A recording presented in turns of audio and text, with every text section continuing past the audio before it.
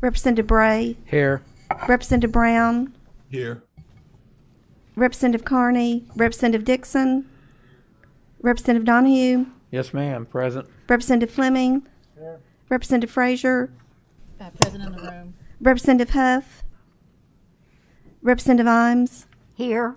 Representative Johnson, Representative Koenig, Representative Lockett, Here. Representative Marzin, Representative Meeks, Representative Miller, Representative Reed, Here. Representative Roberts, Representative Thomas, Here in the room. Representative Meredith. Here in the room. Do you have a quorum or duly constituted to do business? We will start our agenda today with Senate Bill 66. Senator Schickel, if you all would recognize yourselves for the record, and then you may proceed with your testimony. Thank you, Mr. Chairman and members of the committee. My name is John Schickel. I serve in the Senate. J.D. Cheney with the Kentucky League of Cities.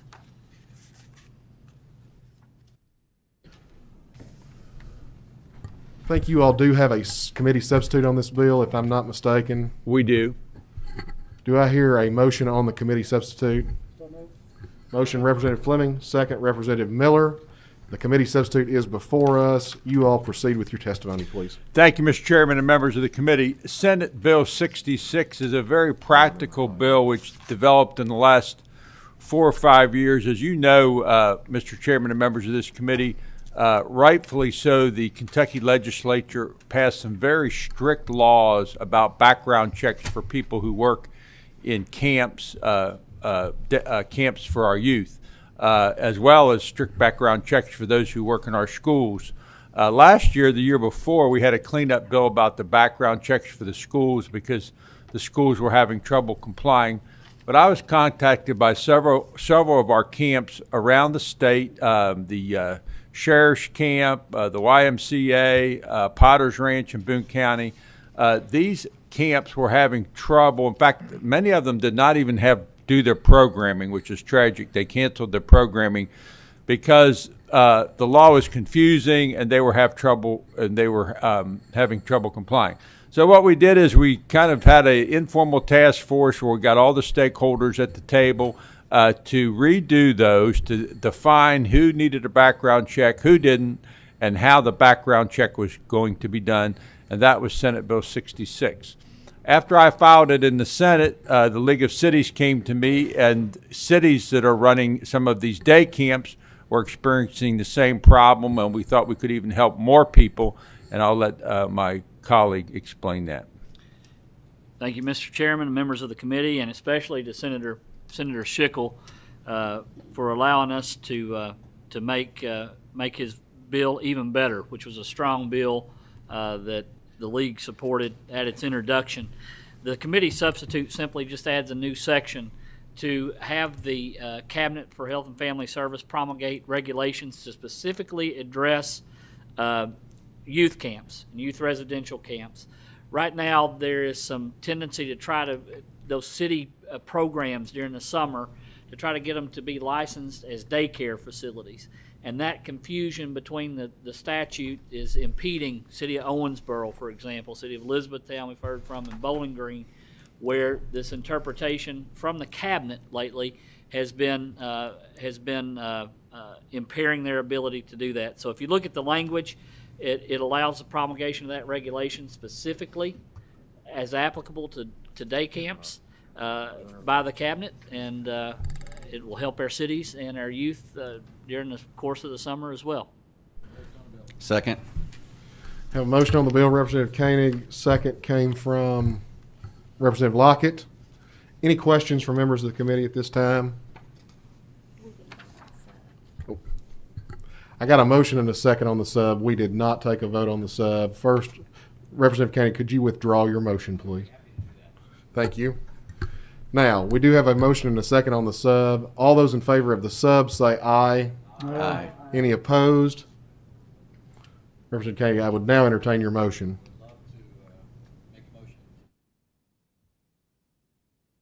Got a motion and a second.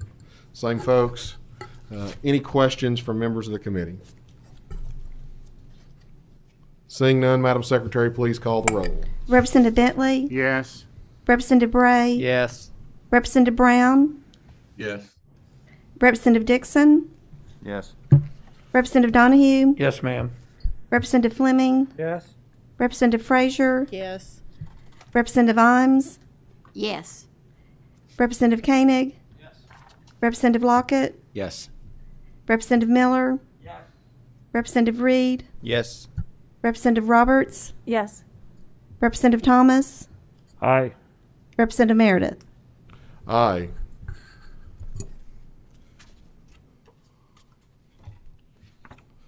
Senate Bill 66 is amended by a House Committee substitute, is adopted with favorable expression, same should on the House floor.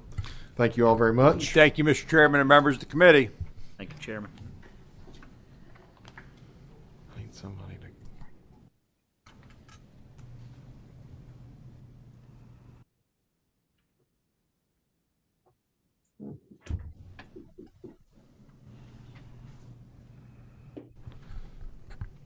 Committee, stand at ease for just a moment.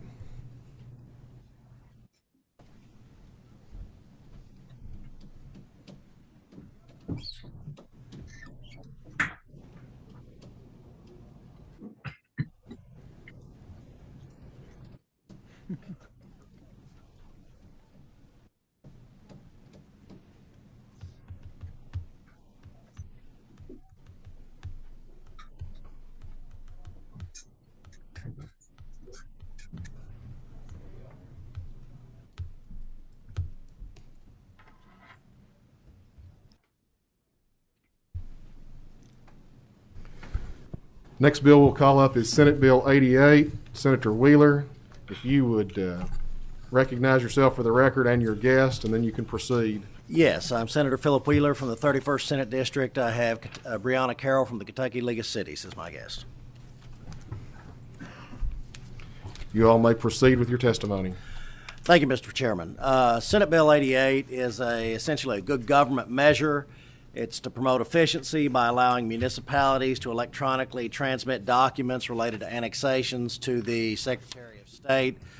Currently, it's required that these documents be transmitted in paper format, which is both a cost driver and a burden. This would actually give cities the option of submitting them either in paper format or electronically. So, it basically creates additional options for our municipalities as far as annexations are concerned. We think this is the direction things are going, and this is just a good government measure to promote. Motion on the bill. Second. Have a motion on the bill, Representative Fleming, a second, Representative Lockett. Do I hear any questions from members of the committee? Representative Fleming? Just a quick question, Mr. Chairman. Just want to make sure that going from paper to electronic base, there's no content change or anything along those lines. Everything's consistent. Just want to make sure. That's exactly right. Thank you. Thank you. Thank you, Senator. Any other questions? Seeing none, Madam Secretary, please call the roll. Representative Bentley? Representative Bray? Yes. Representative Brown? Yes. Representative Dixon? Yes. Representative Donahue? Yes, ma'am. Representative Fleming? Yes. Representative Frazier? Yes. Representative Imes? Yes. Representative Johnson? Yes. Representative Koenig? Representative Lockett? Yes. Representative Miller? Yes. Representative Reed? Yes. Representative Roberts? Yes. Representative Thomas? Aye. Representative Meredith? Aye.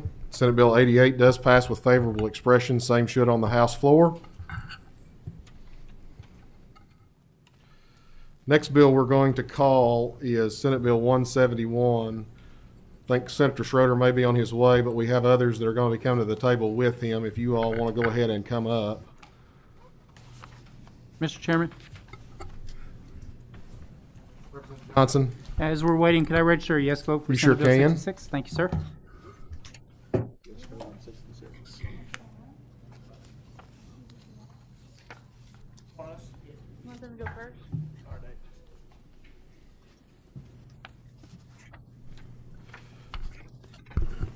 Senate Bill 171 does have a committee substitute on it, and it is a committee substitute that I requested as the chair of the committee to add some language on.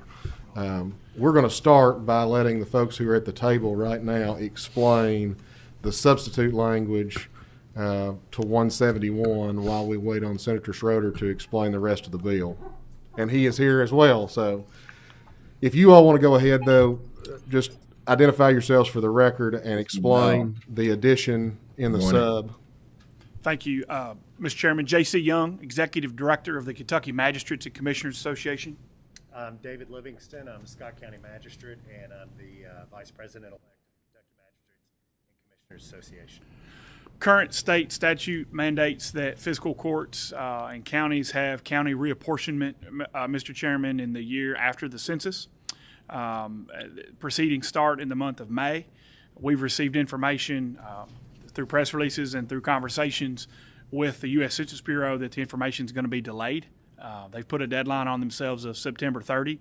So you should have some information in your packets that were emailed to you all. There was a meeting in which we had some LRC folks, State Board of Election folks, Magistrate Livingston and myself with the U.S. Census Bureau to confirm the release of the data being delayed. So basically what the legislation does is give a one-year reprieve for redistricting. So it would basically start in the month of May in 2022.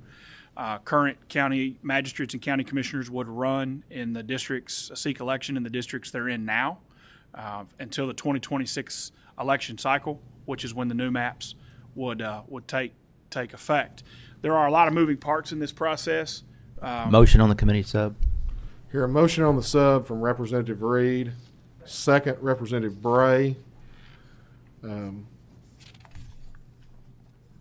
Anything else you want to add real quick, JC? There's a lot of moving parts. There's a lot of partners in this, including area development districts, county clerks, the General Assembly. We're just really appreciative of everybody's understanding in this weird coronavirus time we're in. And I will say, from staff discussing a little bit with the State Board of Elections, it will make it a little easier for legislative and congressional lines to be redrawn prior to the magisterial lines being redrawn, which would kind of be in backwards because of this delay, because it creates a problem with chopping up precincts to meet the line requirements if we don't go first and the magistrates come behind us.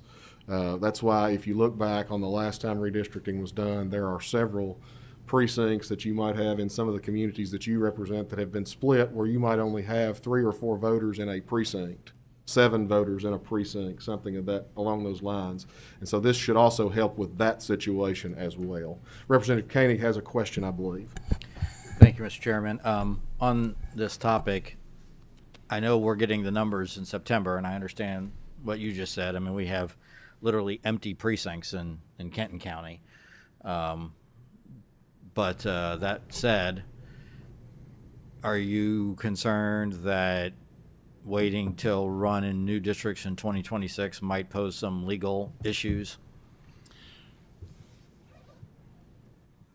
That's a great question. It's the only type I like to ask. We have, and I don't want to throw anybody under the bus. We've asked the Attorney General's office for some information. Point of order. Yes, state your point. We're not certain what bill we're looking at.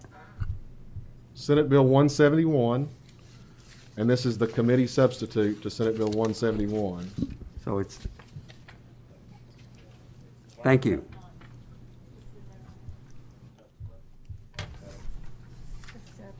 What, the committee sub? Right. I haven't seen. This is in the committee substitute portion of this, which is why we're having this conversation right now, right, Mr. Chairman? Correct.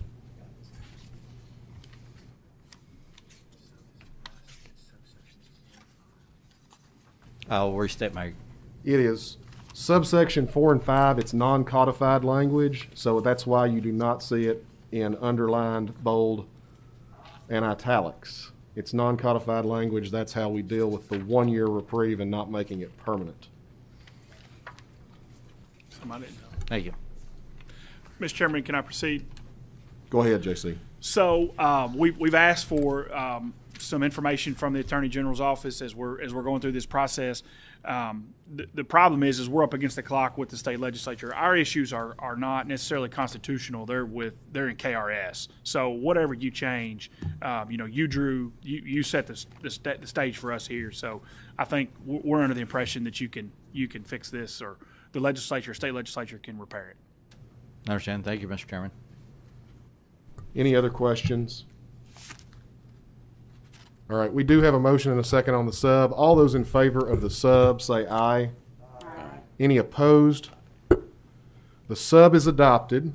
We know what is in the sub based on the explanation there. Senator Schroeder, if you and your other guests will come up and explain the part of the original bill that still maintains itself in there. Thank you, Mr. Chair. I'd be happy to do that. Will Schroeder, Kentucky State Senator, 24th District. Good to see you all. Good afternoon. I appreciate your time. We started off somewhat ambitious, trying to address a number of issues that the Kentucky League of Cities was hoping to accomplish this legislative session. As I received feedback from colleagues and concerns with different parts of the bill, we did a Senate committee substitute. So what we had before you today really only focuses on two issues, and that is splash pads. And splash pads are parks.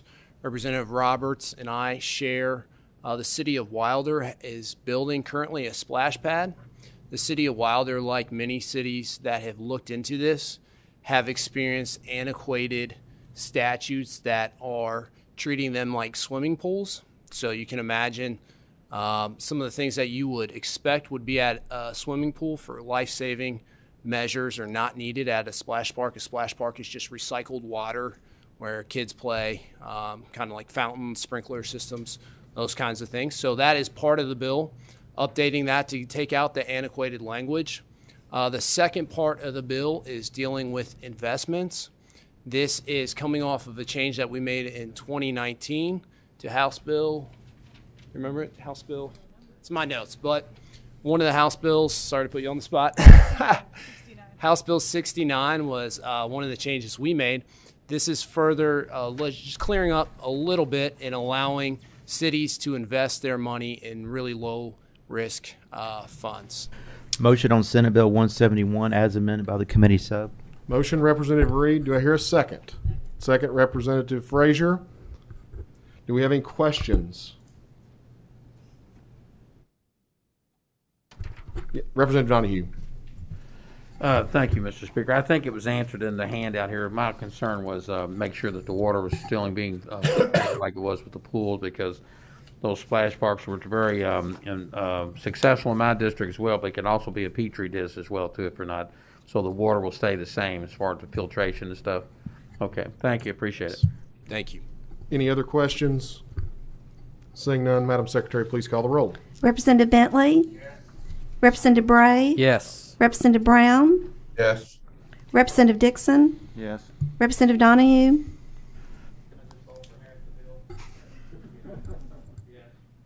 Representative Fleming? Yes. Representative Frazier? Yes. Representative Imes? Yes. Representative Johnson? Yes. Representative Koenig? Representative Lockett? Yes. Representative Miller? Uncodified, yes. Representative Reed? Yes. Representative Roberts? Yes. Representative Thomas? Aye. Representative Meredith? Yes.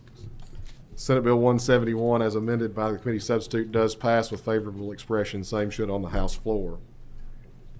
Thank you, Mr. Chair. Thank you, members. For We your do vote. have a title amendment on this one that we'll need to adopt the title amendment. Do I have a motion on the title amendment? Motion, Representative Bray. Second from Representative Imes. All in favor of the title say aye. Aye. Any opposed? We have adopted the title. Now we'll move on. Chairman Mills, if you and your guest on Senate Bill 105 would like to approach the table, then identify yourselves for the record and proceed with your testimony. We're waiting for the brains to come to the table.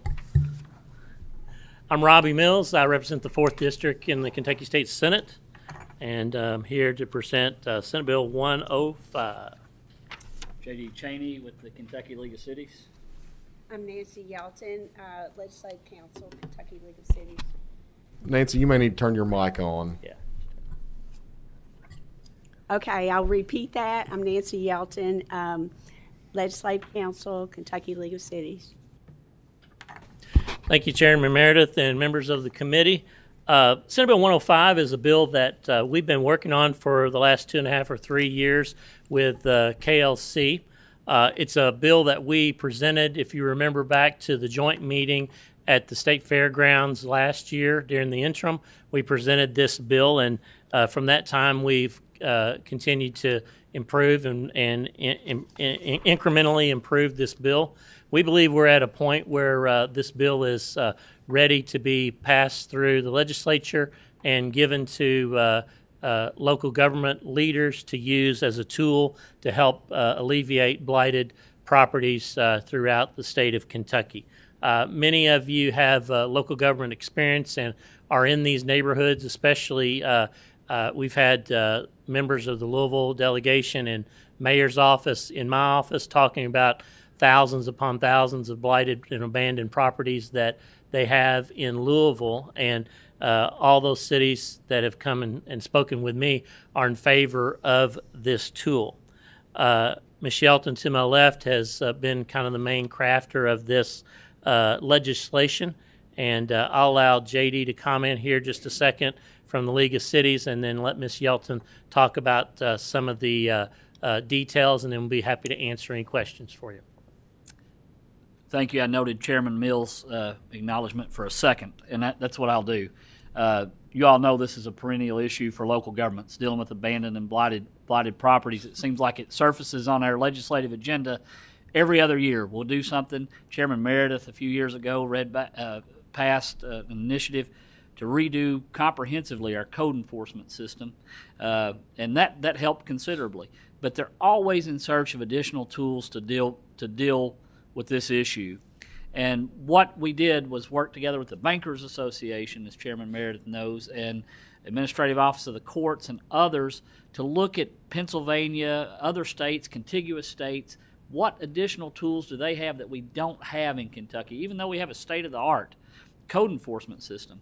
And the one thing that was missing from the books here in this state was the ability to do a conservatorship, to be able to single out a piece of property that meets some stringent criteria, and Nancy will talk about that, to be able to get it improved in a single setting, rather than using Chapter 99, looking at an entire area, calling it blighted and deteriorated. This is single piece of property improvement to be able to put it back, and an additional tool that our local governments are sure to use. So with that, I'll yield to Nancy Yelton. Okay, thank you.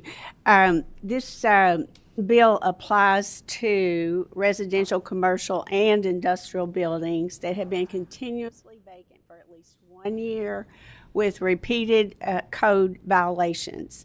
In addition to those requirements, there are listed in the legislation 7 criteria that also have to be met. At least 3 of the 7 have to be met by this property to qualify for appointment of a conservator. And those additional qualifications are such things as the building is unfit for human habitation or use, the building is a fire hazard, the building has not been brought into compliance with housing, building, or nuisance codes, and a court would have to determine at least 3 of those requirements of the 7 have been met. If these criteria are met, from an initial standpoint, a local government would file a petition with the circuit court in the county in which the building is located for appointment of a conservator to take possession of and rehabilitate the property with notice provided to all interested parties. And that would obviously include any ownership interests. The petition must include copies of all of the code violations that have been cited with proof of service so that the persons who have ownership interests would be aware previously that there are issues with the property. Also in the petition, there needs to be a preliminary plan for the rehabilitation, photographs of the property, cost estimates, anticipated funding sources, estimated timeline for completion, and the local government would also recommend a conservator to be appointed, and that's a recommendation. So other persons could have comment on that, but the conservator must have experience in the rehabilitation of residential, commercial, or industrial buildings and the ability to provide or obtain the necessary financing. There are certain properties that are ineligible for this option, and that would include any properties with a mortgage, any properties that are in foreclosure, any properties with recent ownership. In other words, the current owner has held it less than 6 months. Any property that's been actively marketed within the last 60 days. So those are some additional criteria that the court must look at, consider. And then after a petition is filed, the court is required to hold a hearing. All of the interested parties would have to be notified, can attend the hearing, and the court would consider if all of these criteria have been met. If the court believes the criteria has been met and the owner has not come forward to make the needed repairs, the court can appoint a conservator to take possession of the property and initiate repairs. And then after implementation of the final plan, the conservator may petition the court for authority to sell the property after presenting a full accounting to the court of the actions that have been taken, costs that were incurred, and the court, if it's satisfied with the information, can order the sale of the property, and any sale of the property would be subject to the supervision and approval of the court. The conservator can make a recommendation on how that property might be sold by contract, by auction, or any other method that the court would determine to be reasonable. And when that sale is determined, the method of sale, after the sale, all of the information has to be provided back to the court, sale price, who bought it, etc. And this proposed legislation does have a delayed effective date of January 1, 2022, and in your materials also is this flow chart of the proceedings and also frequently asked questions list. Very good. That's all I have. Very good. Thank you, Nancy.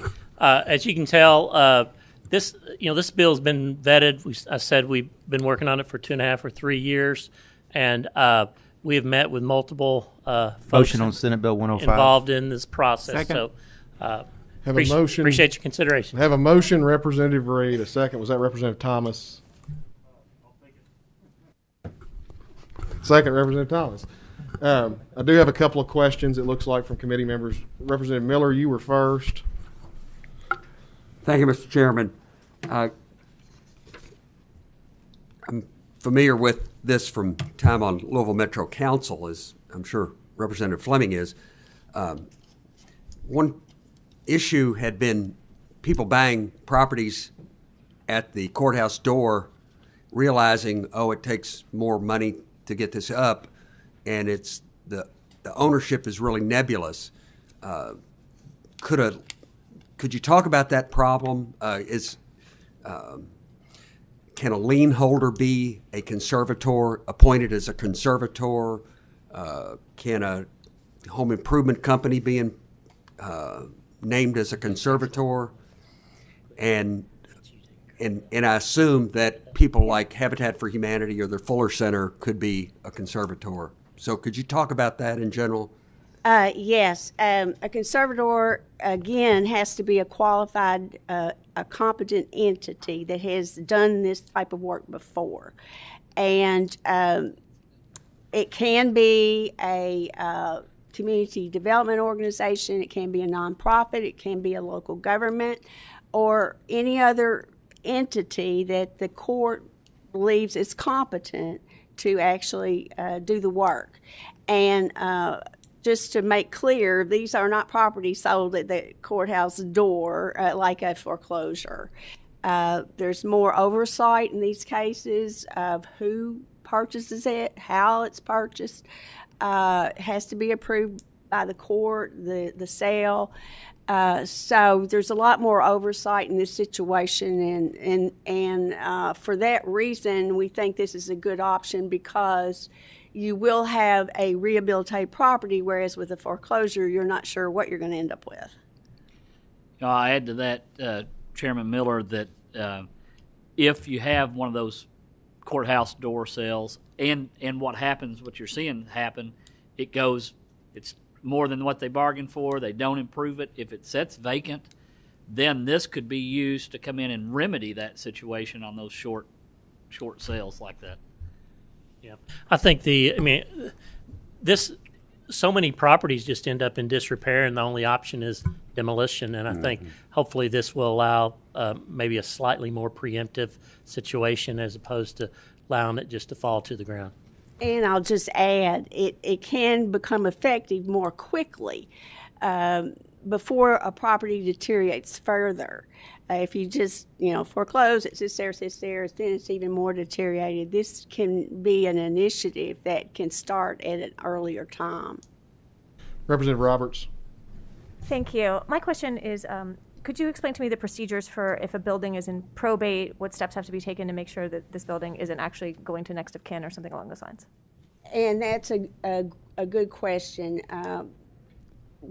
We don't have anything specifically in there about probate, but obviously that would be a disqualification because the ownership interest would be unclear at that point, and so it would be an excluded property as far as going through this procedure. Yeah, and we've vetted as far as talking about this issue, and most of our questions in the Senate came about around property ownership and about making sure that folks were notified and that we weren't taking property rights away from owners or possible owners. And we feel like that's probably some of the last work that we did over the last year, making sure that everybody was good with that and that mortgagees and lien holders were all taken care of and they didn't lose their place in line at the sale. Anything else? Representative Lockett. Thank you, Mr. Chairman. I just have a couple of questions, if that's okay. My first one is on the properties that are identified that are blighted. In this process, are those properties sold or are they given away? No, they're actually sold, and the income from the sale would be used to pay off the costs of rehabilitation and also any liens that. So they are sold. So the sale happens at the end of the process. The conservatorship is kind of the caretaker of the property to bring it up to speed, to bring it up, to remodel it, and then it's sold at the end of the process. Okay. And I'll just emphasize, the rehabilitation is only to bring the property, the building up to code requirements. It's not to go further, do things that are more extra, you might say. It's just to bring the building up to code specifications. That's all. Okay. My second question is, and you kind of addressed this, Senator, in terms of private property rights, in terms of this is a property that someone owns. They may or may not be taking care of it. So I guess my question, if you can clarify for me, how would this alleviate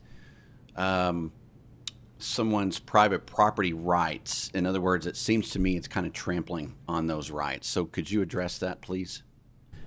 I can do it if you want me to. Sure. Okay, there is in the law and has been for a good while what's called a public nuisance exception to the takings clause. And there is legislation similar to this in other states, and they rely on that same law, area of law, in sale of those properties. So it's established that there is a public nuisance exception. Furthermore, it's something that the owner can avoid. It's not like automatic, like maybe an eminent domain. The owner always has the opportunity, even after this proceeding would start, to come forward and make the repairs. So if that were to occur, then there would not be a conservatorship. The court would, I'm sure, put requirements on the owner who comes forward and says, hey, I'm going to do this, to say, okay, you've got this much time, that kind of thing. So there is an out. And a lot of these properties, that obviously the people aren't real interested in the first place, you could argue, because they've been vacant continuously for at least 1 year with multiple code violations. Thank you. And I might add, too, that, there is two layers of government that are going to, you have the local government that's got to petition the court for a conservatorship, and they're going to know the backstory on this piece of property. They're the ones that's been, writing up code violations, and they're going to know whether there's a real ownership there, an interest in ownership. And then you also have the judge who is going to be, very protective of people's property rights too. So I think there's several checks there that will enable us to make sure that property is not, quote unquote, taken from somebody, but yet, we do have, folks that are neighbors to this vacant piece of property or abandoned piece of property. They have rights too, and they're, living with this piece of property next to them. And I think it's local government's, priority to see after that property is brought up to shape. So, Representative Frazier. Thank you, Mr. Chairman. I was just wondering if someone could clarify the court costs. Who is responsible for that? Is it the petitioner, the conservator, the defendant? The petitioner is a local government. It can be city or county. And initially, the city or county would be paying the court costs. At the end, upon sale, it's possible if the city or county wants to have that repaid, that they can have that repaid. It might be that the local government will waive that. High or low on the, is that high or low on the, low.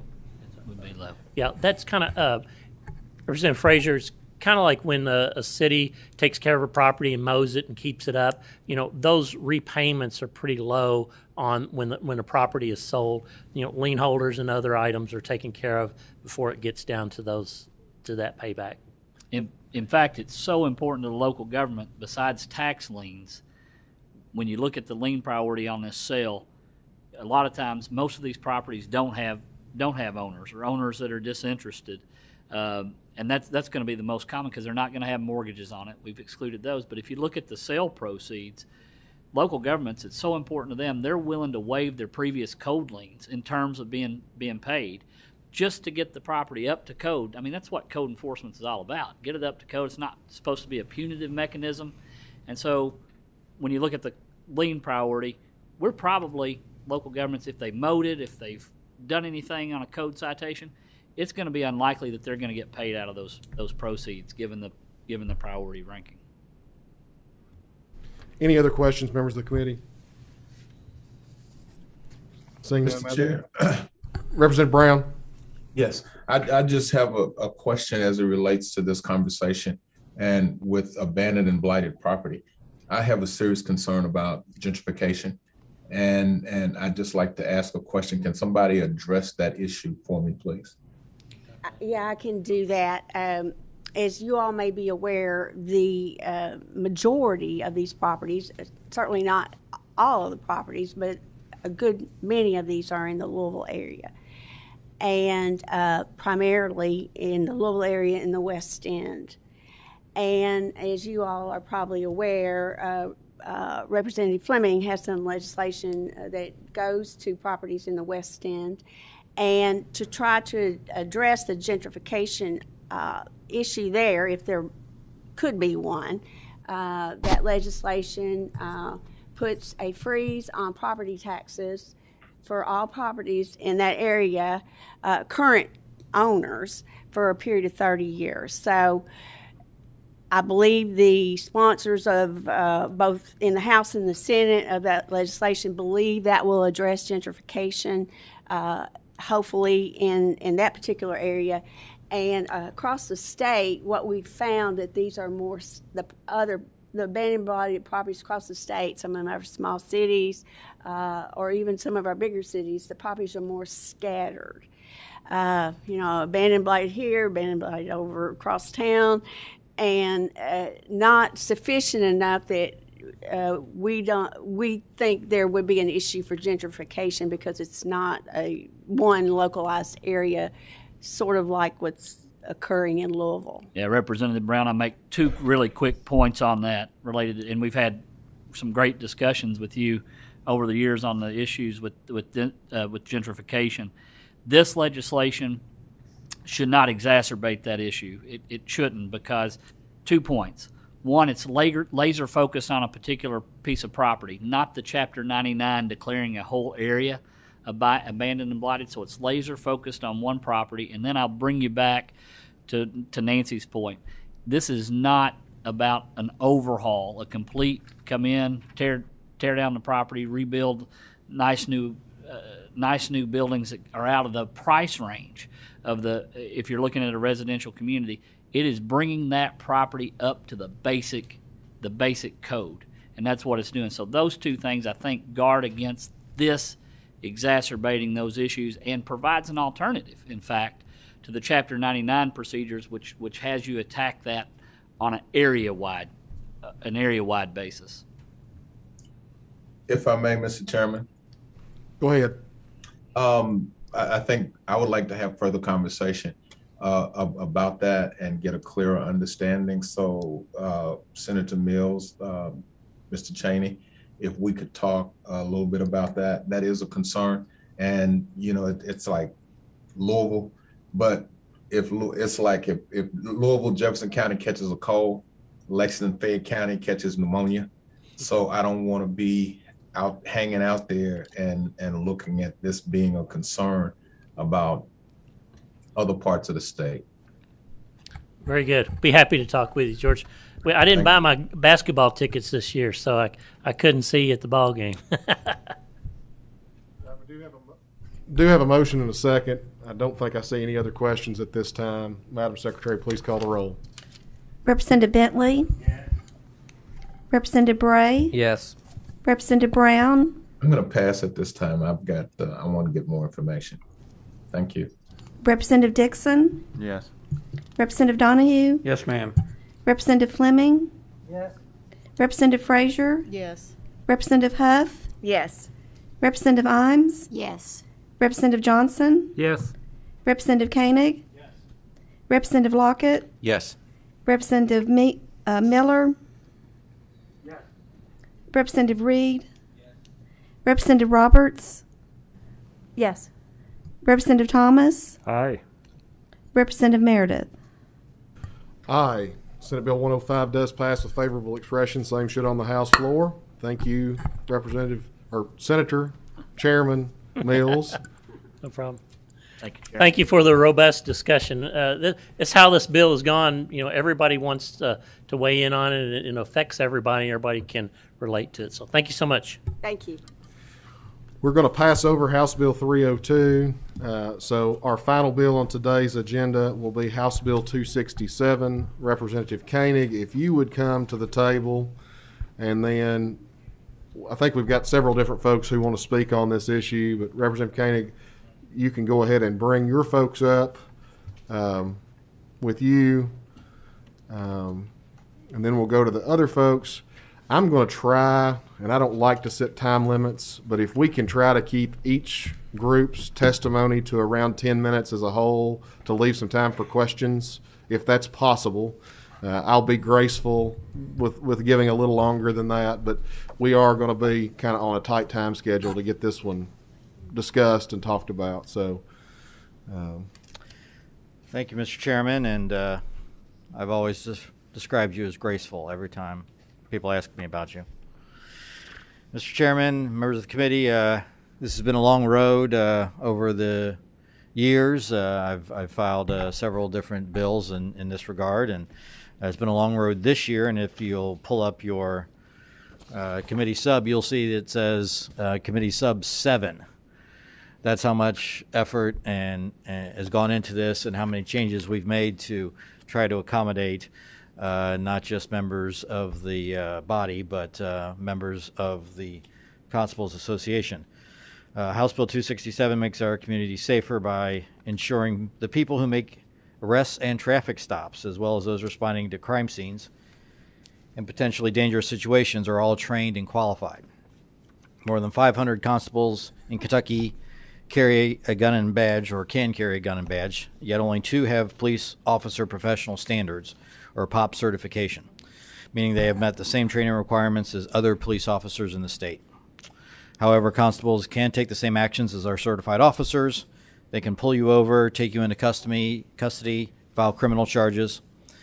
House Bill 267 does not remove the position of constable, but it does address concerns with untrained constables serving in law enforcement role. In fact, if you pull up either the bill or the committee substitute, you will see in the first page and a half, we outline all the duties that constables will be able to continue to engage in.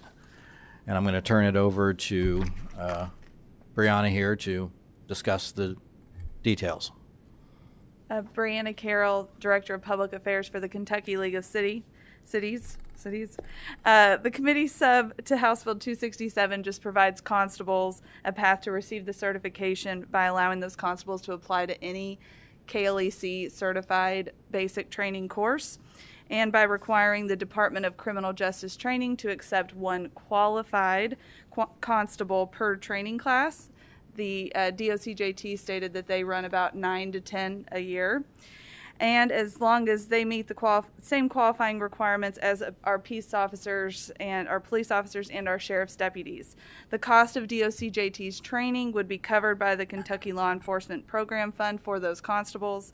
The language in the committee sub will also grandfather the current constables as well as their deputies that are holding office, and we're delaying the effective date of this bill to January 1, 2023. So this would not impact any constables that are currently in office, and would not impact them if they are reelected to their position next term. The sub removes the priority of service requirement that was in the original bill, and also waives the administrative fees in counties of $70,000 or less, just to make that consistent with what the sheriffs pay as well. And the goal of House Bill 267 is to make our community safer, which is a common theme for the Kentucky League of Cities. 2 years ago, we passed House Bill 191, which decertified our police officers. And again, we just testified today in support of Senate Bill 80, Danny Carroll's bill, which strengthens those decertification provisions for police officers. This is simply just addressing communities to be safe. We have had several conversations with current constables and the Constables Association while working on drafting this bill. We recognize that not all constables face legal problems, and not all constables exercise police officer powers. House Bill 267 will allow the constables to continue serving their community. This bill will keep the powers and duties of a constable that were put in place when the position was created in 1850. The police officer powers for the constables are statutorily granted and are not in the Constitution, and that's why we are addressing this bill today. We all know that about the numerous cases over the years of constables using and abusing powers, and we are asking you to pass this measure to help ensure the people who exercise peace officer powers in our communities are trained officers. Chairman Meredith and members of the committee, my name is Shelley Hampton. I'm the Legislative Director for the Kentucky Association of Counties. I want to thank Chairman Koenig, former Kenton County Commissioner, for his steadfast commitment to this issue throughout the years. It's been a long and winding road with many, many conversations back and forth with all the affected associations. So thank you for your steadfast support. Also want to recognize Leader Joni Jenkins as well. She has co-sponsored this on several occasions, and this year we also welcome Leader Rudy with his co-sponsorship. CAECO supports this legislation again this year to ensure consistency in the national model that is the envy of other states that we have here in Kentucky, in Richmond, at the Department of Criminal Justice Training. The reporting component in this bill will also result in more accountability of the fees collected by these officers. We feel like other county officials who collect fees and taxes also have this accountability in place, and this just provides for more consistency. It does not do away with the office, and the majority of the duties and services that were created in 1850 Constitution for this office still remain. So we look forward to supporting this legislation and be glad to answer any questions. How am I doing on time, Mr. Chairman? You got about 5 minutes. I think Commissioner Jellick is with you online as well. I was going to say that. I believe he's here just to answer questions that may come up with regards to criminal justice training. And I will wrap up by saying, Mr. Chairman, members of the committee, in the end, this is a criminal justice issue. I don't think there's a single member of the legislature today that would file a bill or vote for a bill that would eliminate the requirements of our POP certified officers and deputy sheriffs at all, anywhere in this state. And I think we should remain consistent with that.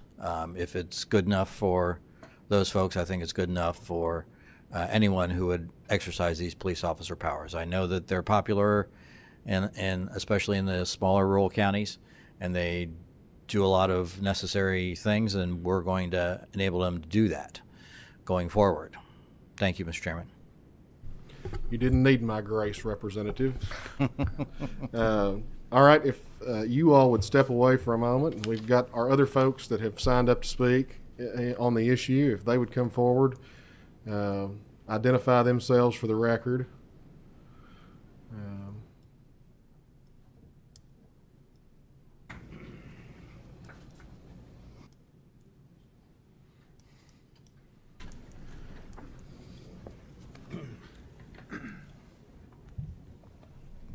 Thank you very much. Chairman Meredith and distinguished members of the TJ, I think your mic's off. Is it on now? Okay. Thank you very much. I'm TJ Lidovic, lobbyist on behalf of Kentucky Constables Association.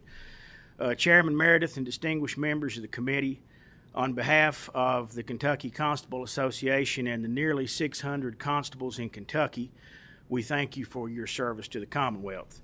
With me in leadership roles for the association are Wade McNabb and Lynn Toller. If they will introduce themselves and state both their elected positions in their home counties and titles within the association. My name is Wade McNabb. I'm the 1st District Constable in Fayette County. I'm also the newly elected, starting this past January, President of the Kentucky Constable Association. My name is Lynn Toller. I'm the Clark County Constable, District 3. I am the Professional Standards Director of the Kentucky Constable Association, as also the Government Affairs Director.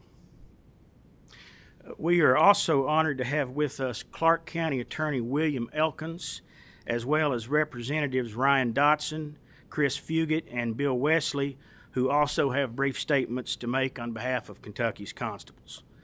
We fully recognize that there have been some serious issues in past years concerning both elected and deputy constables, and that's why the association continues to seek a mechanism to offer comprehensive law enforcement training within its ranks. However, we must oppose any attempt to unfairly target these constitutional officers elected by the people. It is not correct to paint constables with a broad brush that focuses on the unfortunate bad actors who have at times reared their heads, just as regrettably has been the case in virtually every law enforcement agency at one point or another. A narrow and punitive view that discounts the important and vital role that constables play in all 120 counties in the Commonwealth is a disservice to the people of Kentucky. Kentucky constables are at the heart of the viable operation of our court system in serving process, often at times under the threat of bodily harm. For understaffed sheriff's departments and other local police, constables offer valued assistance in traffic control, funeral escorts, and other key services. In many underserved and isolated rural communities, constables are virtually the only immediate line of defense and deterrence that the public has to protect them. Without peace officer powers and facing potentially dangerous situations in serving process, especially in forcible detainer eviction situations, constables would be left vulnerable and unprotected. We have attempted in good faith to begin a dialogue with Kentucky League of Cities, KCO, and other interest groups that are supporting this legislation, and we are willing to try and continue to work together in the interim. But we cannot support a bill that diminishes constables unreasonably under the guise of training them in numbers so limited that it would not amount to a drop in the bucket, while leaving newly elected constables and deputies without any legitimate access to training and thus devoid of peace officer powers. We also cannot support other aspects of this bill that have nothing to do with the goal of training, but that attack constables' ability to generate revenue. Specifically, this includes such changes as allowing county sheriffs to have a right of first refusal for all process serving within their respective counties, as well as a mandate that would force constables to turn over 25% of collected fees to their county fiscal courts, and also the potential that constable bonds could be set in unreasonable amounts. There have been previous legislative attempts to abolish the office of constable through a proposed constitutional amendment that would place the decision squarely before the voters. This approach, while we do not support it, is at least straightforward and decisive in its intent. House Bill 267, however, is the path of incremental diminishment toward the slow death of Kentucky constables. This is wrong. We believe there is a better approach. That's why the Kentucky Constable Association last year supported and continues to support legislation in the Senate sponsored by Chairman Robbie Mills, Senate Bill 104, that would allow constables to become certified by completing rigorous training at no cost to taxpayers, that would professionalize members and equip them with the knowledge and skills they need to perform their duties at an optimal level. We respectfully ask that you oppose House Bill 276 in its current form. Give Kentucky's constables a chance to better educate and equip themselves before you seek to strip them of a viable future. Now I would like to turn it over first to Clark County Attorney William Elkins, followed by Representatives Dotson, Fugit, and Wesley. Thank you.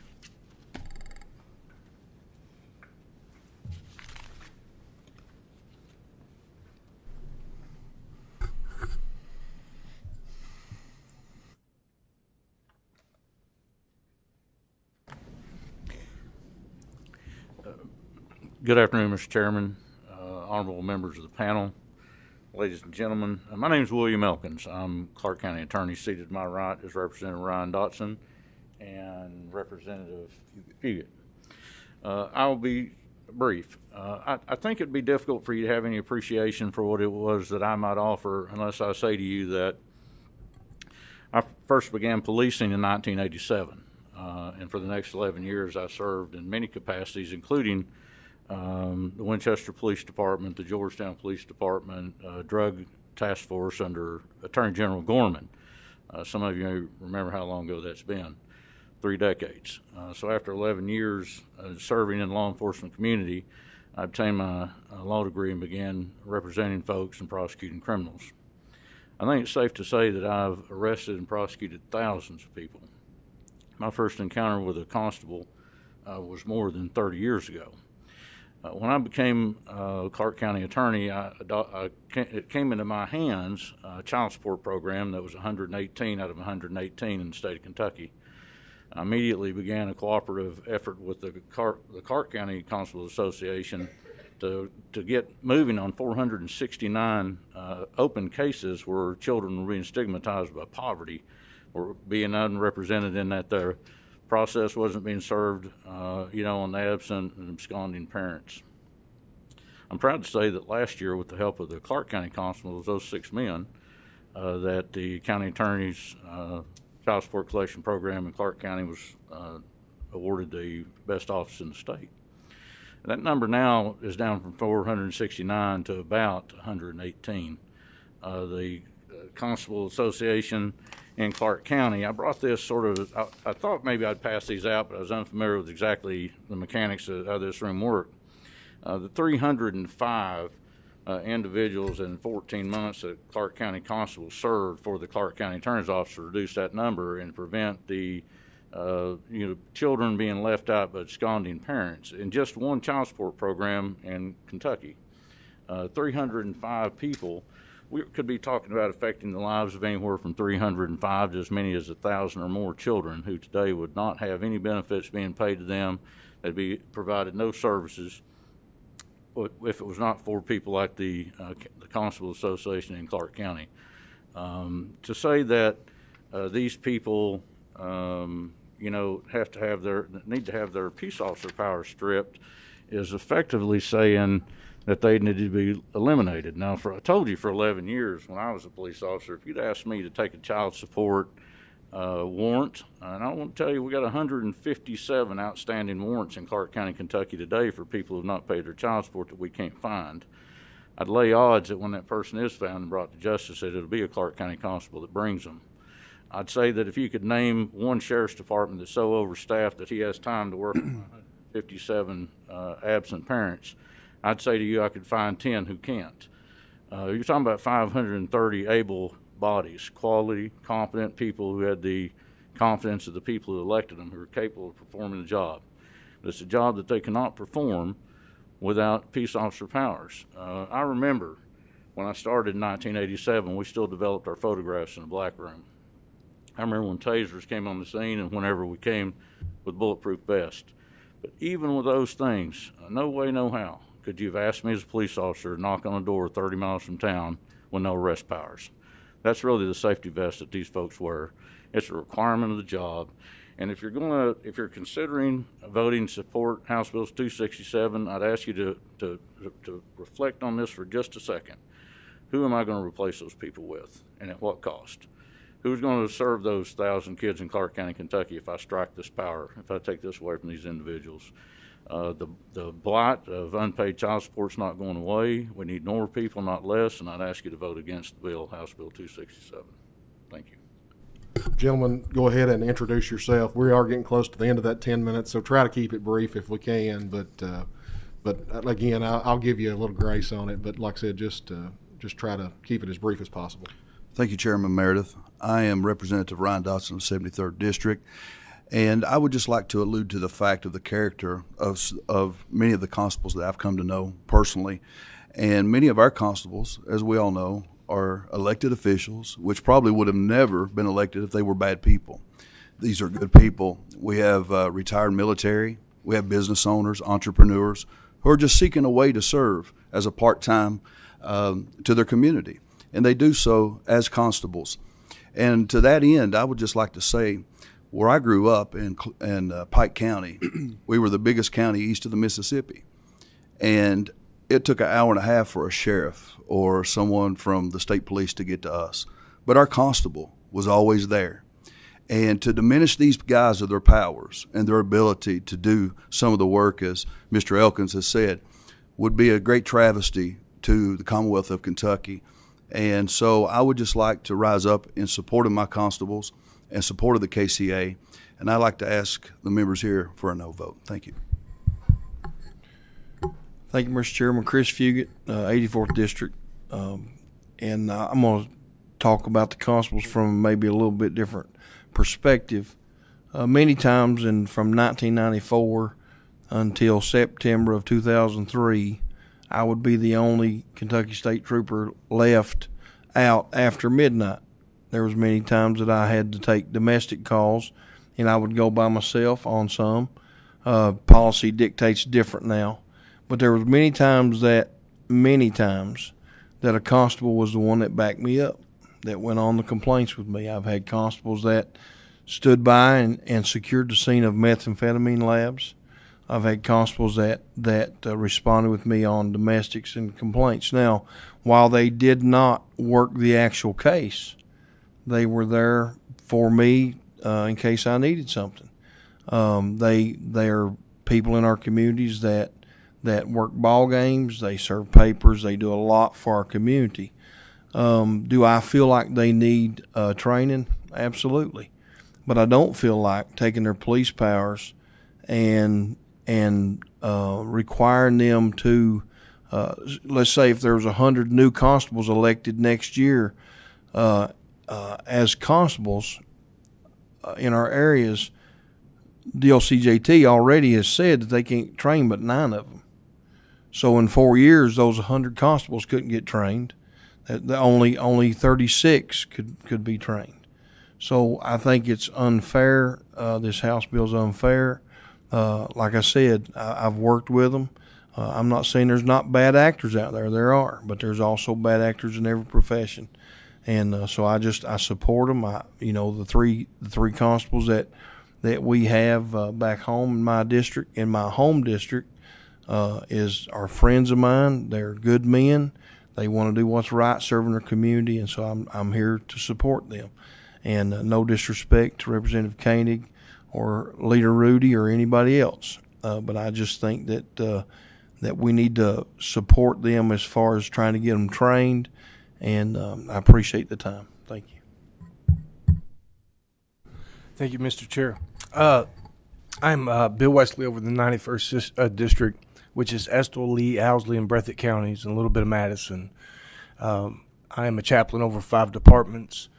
I work with constables a lot, and I have a lot of small counties. And if it wasn't for the constables, we'd be in trouble in a lot of ways. Our guys would be in trouble. There's numerous of testimonies that constables came in for backup, as Representative Fugit said. That's all we had. And these people, they're not paid. They're not on salaries. They are elected officials. And they have to buy all their equipment themselves. And all they're doing is asking for training. We do and understand that there has been some accidents that's happened out there, but this bill has been filed for 11 straight years, and the constables has to fight every year to ask for training. And so I'm here on the behalf of the constables, not only the constables but the sheriff's department. I'm here on the behalf of all of our police officers, our state troopers, and that's what it means today to have a constable under. It says the constable is an elected official and has the authority to enforce both traffic code and criminal code of Kentucky. According to our Constitution of 101, they have just as much jurisdiction as a sheriff does. And so are they all perfect? No. And neither are we. But we do want to support our constables today, and I thank you for your time, Mr. Chair. All right. Do we have questions from the committee members? And I think we've got a couple closing statements from the sponsor and his panel, and then we'll go to you, Representative Donahue, and then Representative.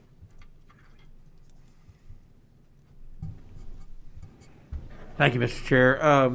Representative Fugate, can I ask you a question, please? I'll make a statement first. And I've been dealing with this for a long time. It's been around for a lot of years. We have one of my constables that made the highlight reel, in Louisville. So did anyone reach out to you about maybe find some kind of a sub or some kind of a way to the sponsors of this bill to find some kind of middle ground? Anybody talk to you about that? No, sir. I have discussed in the last few minutes with Representative Rudy a little bit, but not on working on the bill, no. Okay, thank you. Thank you, Mr. Speaker. Representative Fleming. Just a quick question. Nick? Yes, sir. Quick question. More educational question, if you don't mind. How do y'all take in individuals into your program? Our basic training, who gets into our basic training, the availabilities of services and facilities as it's written in KRS is guided by KRS 15340. Essentially, we train who the legislature tells us to train. So as it stands right now, constables can get into a basic training class, but the law reads that we shall give first priority to police officers as defined by KRS 15420. And as the way it functions here is that we have about 9 to 10 basic training classes a year. We run all year round. Each class has about 30 recruits in each class. And pre-COVID, we were booked up about 2 to 3 months in advance. Now, post-COVID, we're still trying to catch up. We're booked out probably till mid to late summer. And the issue as it plays out is that each class that we post to be scheduled, the registration occurs pretty quickly. And as soon as we post it as available, the various folks across the state who qualify as a police officer per KRS fill those seats pretty quick. But at the end of the day, we will train 30 recruits in each class, and whoever's sitting in that seat as qualified per KRS, that's who we're going to be training. Well, thank you. I toured your facility a couple years ago, and you've got a great facility, and y'all do a great job. Not just more of a curiosity question. Thank you, sir. Yes, sir. Thank you. Representative Bentley. Thank you, Mr. Chairman. I have a question. How many constables now have went through the POP training? There's, I think, over 500 constables and only 2 are certified. Okay. Thank you, Mr. Chairman. Final statements from you all, and then if there's any other questions. There was a lot to unpack there, Mr. Chairman. I'll just say that the vast majority of the things that, I think everything that was said about what constables do for the county attorney and that our fellow state reps mentioned, that's not being taken away in this bill. They'll still be able to serve process. They can still do escorts. They can still work ball games. In fact, I think any regular citizen can serve process. So it's not a constable-specific responsibility. Again, we are focused on the police officer powers, and I think it's important to note that somewhere in the past the legislature has determined that the priority should be your city police departments getting their people in who are going to make a career of this, your county police departments, your sheriff's deputies, and to make some people feel more comfortable with this, we've added 1 constable per class who qualifies, and if we have time, which we probably don't, I might want to hear about the pre-screening process that is required to actually get in, because just because you apply doesn't mean you get in, whether you're a constable or anybody else. So, and let Brianna. I want to add that the Sheriff's Association, the Fraternal Order of Police, and the Police Chiefs Association support this bill as well. As Commissioner Jellick stated about the classes filling up, that's because our police departments, when we make a hire, we have to hire them and then put in the request for the seat at DOCJT. Then that seat is held, and we have 1 year to get them through the training. And so we're paying for those officers to sit there until they're able to get in, and then that's about, as he stated, about 6 months right now on a wait, and then the training is 20 weeks, so that's another 4 to 5 months. We're right at the 1 year. And so the sub before you today is a result of working with, after discussions with the Constables Association and some other constables who have reached out to me, to be able to try to find some compromise, grandfather everyone in, even their deputies at their request, so that it's not negatively impacting those individuals who ran for that office under the current law. And so I hope that as we move forward, that this isn't a goal to abolish the seat. They still have many other duties, as Representative Koenig indicated, as well as many others that were created in 1850. But that as we move forward as a state, that those who are able to infringe upon your personal rights are trained. And that is something that I hope is a goal of all of ours. I would just echo the comment. I would just echo the comments of Chairman Koenig. There, out of all of the duties and services and powers that are enumerated in KRS, those are all still remaining. The only thing is the peace officer powers. That training needs to be consistent. That is something that I know Commissioner Jelic would emphasize to you, and that's all we're looking to do is to make it consistent across all of law enforcement. Thank you. I do need a motion on the substitute. Got a motion on the sub, Representative Miller. Do I hear a second on the sub from Representative Johnson.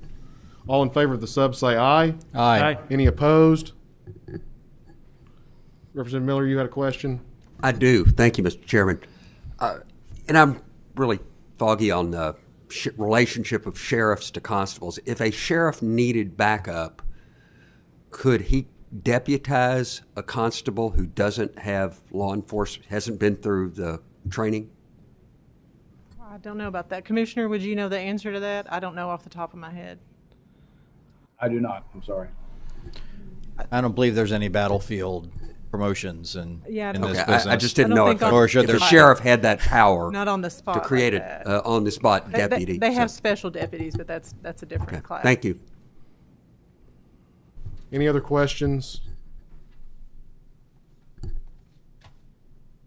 No other questions. Madam Secretary, please call the roll. Do I have a motion on the bill? Do I hear a motion on the bill as amended by the substitute? Motion on the bill. Got a motion and a second. Representative Lockett with the motion, Representative Bentley with the second. Madam Secretary, please call the roll. Representative Bentley? Quick response, Chairman. Go ahead. With the litigious society that we're in, and with the Constitution of Kentucky, Section 1 saying we need safety, then I think that we need more training. So I'll vote yes to promote that. Representative Bray? Yes, may I explain my vote? Go ahead, Representative. I'd like to thank the sponsor. He and I have spent a long time talking about this. He's probably come off it a whole lot further than he would like to. I've talked with a lot of my constables, and in my district, they serve a vital role because, like Representative Fugit said, after the state police go home, they're usually the only ones out. So I do appreciate you grandfathering them in, and look forward to working with you a little further on it. Representative Brown? Yes. Representative Dixon? Yes. Representative Donahue? Yes, may I explain my vote quickly? Go right ahead. You know, we've had problems with the constables in Jefferson County, but you know, the thing that always bothers me here in Frankfort is that you need to reach out and touch people. I know that you can talk to individuals and come up with the solutions you have, but when we got tools and we have individuals that are here that, you know, state police, for example, gentleman back there, Representative Fugate, you know, just a wealth of knowledge at your hand. And so if training is a big issue, believe me, I support law enforcement. I'm a law enforcement guy. So if we don't have the opportunity to train the folks, and then maybe we need to expand the training. So you look at it from a local area or a tri-state area where maybe we have an agreement that the training can be within 3-state area, that's something that be acceptable, you know, to what we're trying to do. But I do believe training. But with that being said, I think there should have been more discussion, in my personal opinion, on this. We could have come to a better compromise. I vote no. Representative Fleming? Yes. Representative Frazier? Briefly explain my vote. Go ahead, Representative. I'd like to echo some of the comments here today, and I greatly appreciate all the changes that have been made during this process because, you know, people that have signed up to perform a role, they shouldn't have the rug pulled out from under them. And so I'm very grateful for the grandfathering aspect. Also to Commissioner Jelic's point, that is located in my district in Madison County, and their training is fantastic.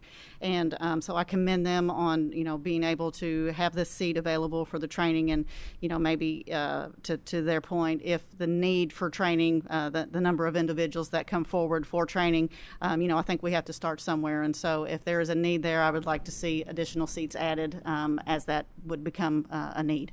Thank you. And I vote in favor of the measure. Representative Huff? No. Representative Imes? Yes. Representative Johnson? Explain my yes vote. Go ahead. I just want to start off again. I too talk to the constables in my district, my county, and I appreciate everything they do, but ultimately this comes down to a safety issue for me. We are putting, by elections, individuals at risk, but not giving them the training they need. So for that reason, I'm voting yes on this. And I would also just say, I think this points to a larger issue, which is the limited amount of training facilities and training we have available for our law enforcers. And I would encourage anyone that's involved with it, Representative Koenig, maybe we can talk about this. We need to look to expand those training facilities across the state, because saying that they have to do this, but there's only one a year or one training cycle that can get in is a pretty unfair requirement. But at the same time, I stand on safety, and that's why I'm voting yes. Thank you, sir. Representative Koenig? Yes. Representative Lockett? Yes. Representative Miller? Yes. Representative Reed? Representative Roberts? Yes. Representative Thomas? I'm going to pass at this time, but I want to talk with my local law enforcement. But at this time, I'll pass with the right to be able to vote on it on the floor. Representative Meredith? Yes. And House Bill 267, as amended by Committee Substitute 7, does pass with favorable expression. Same should on the House floor. Thank you, Mr. Chairman, members of the committee. Title on this one? No. I have one. That's different, but, oh. Representative, do you have a title amendment on this one? We do have a title amendment that needs to be adopted. Motion for title amendment? Got a motion for the title amendment. All those in favor, or second Representative Bentley. All those in favor of the title amendment, say aye. Any opposed? Title amendment is adopted.